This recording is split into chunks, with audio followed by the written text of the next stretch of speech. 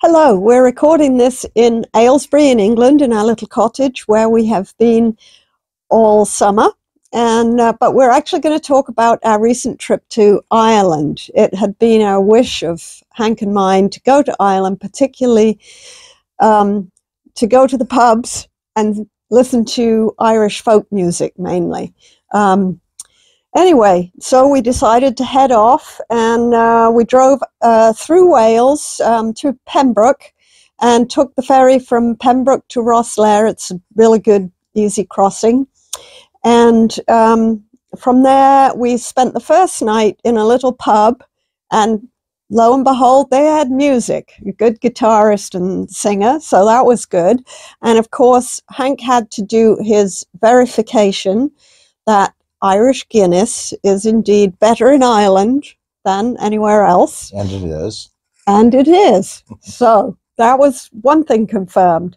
Next day, we drove on to Kilkenny, which is a medieval city in the heart of Ireland, Southern Ireland.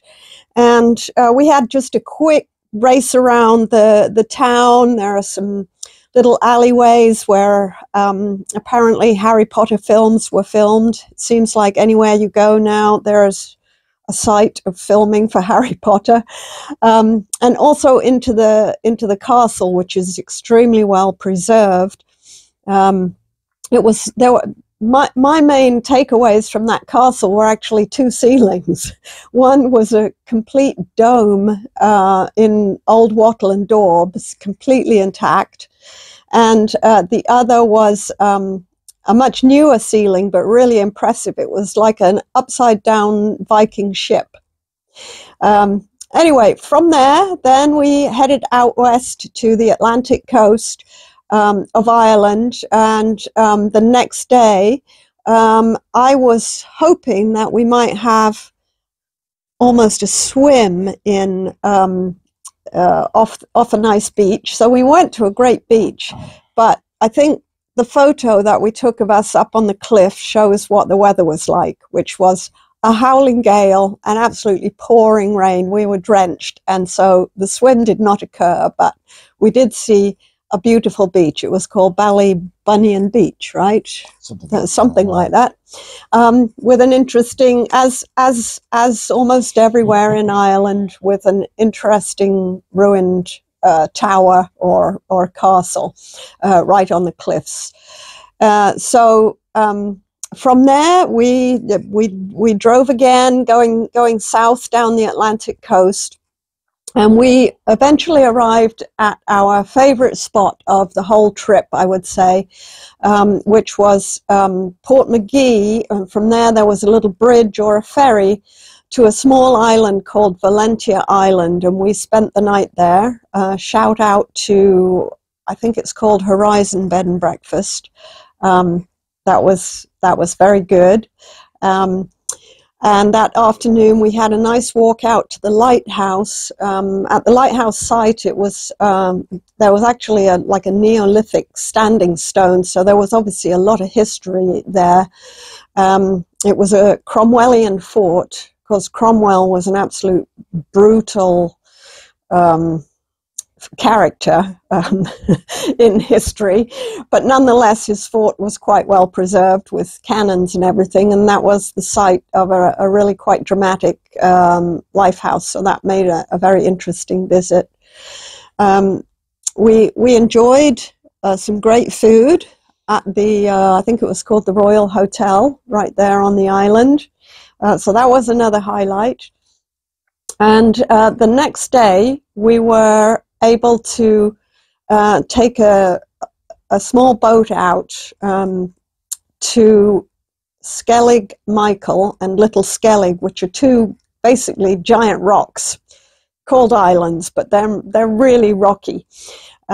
Initially, it started off really on a search for puffins, but that shows you the extent or lack of extent of our avian knowledge, because puffins are in the area only from May until mid-August, so we missed them apart from this little fellow in the boat.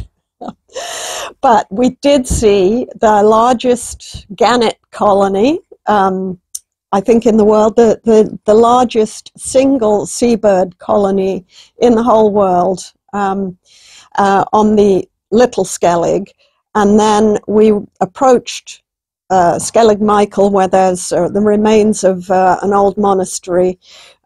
Very, very, very wild, and the seas were too rough for us to land on the island, which I think you were relieved about. Yeah, when I saw the trail, it went straight up the side of a mountain. I was pretty happy about not being able to take the trail. But anyway, it was a great little trip out on the sea, and the sea was rough, but not nearly as rough as it had been the day before when they couldn't even take boats out. So we had woken up to a gorgeous sunrise that morning from the bed and breakfast. So we sadly left that area and drove south down the Atlantic coast, very, very spectacular coastline, and on to Killarney National Park, a national park full of lakes and mountains and moorland.